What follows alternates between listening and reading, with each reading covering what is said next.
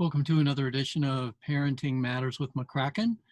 We've been talking about the book, How to Talk So Your Kids Will Listen and Listen So Your Kids Will Talk.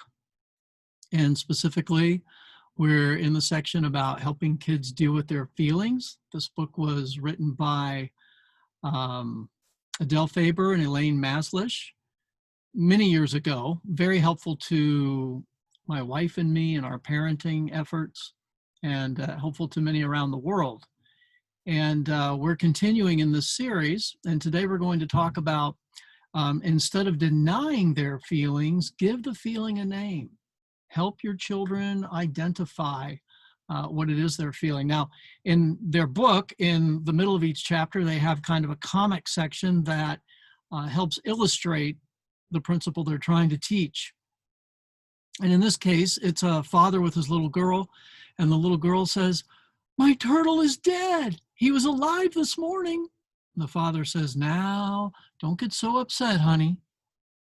And she's starting to well up with tears in her eyes, and he says, "Don't cry. It's only a turtle." She says, "Wah, wah." And he says, "Stop that. I'll buy you another turtle." And she falls on the floor and says, "I don't want another one." And he says, "Now you're being unreasonable." Isn't it strange when we try to get our children to push away a bad feeling, however well-intentioned, the child only seems to grow more upset.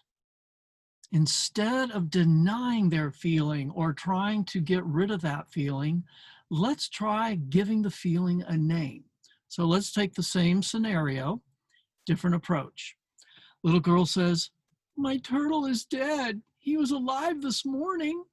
The father says, "Oh, what a shock." She says, "He was my friend." The father says, "To lose a friend can hurt." She says, "I taught him to do tricks."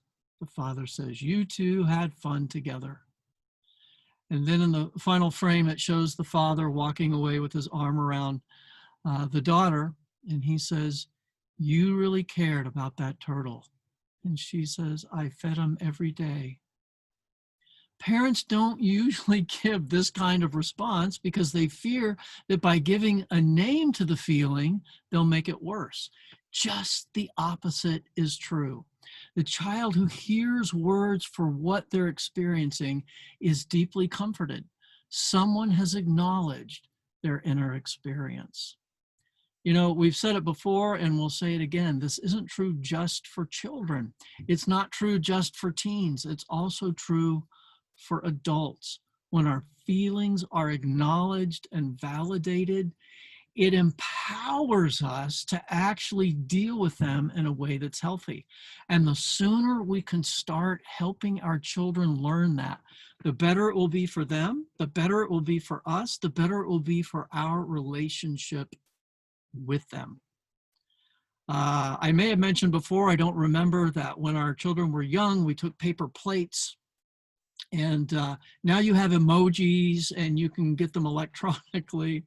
But in the olden days, we took paper plates and drew different facial expressions just with the smiley face emoji, you know, or the frowny face, just two eyes, maybe some eyebrows and a mouth, and helped our children learn the different emotions. And then we would use them like flashcards. The emotion would be written on the back, the facial expression on the front, and we would help our kids learn different emotions besides just happy and sad, angry and glad.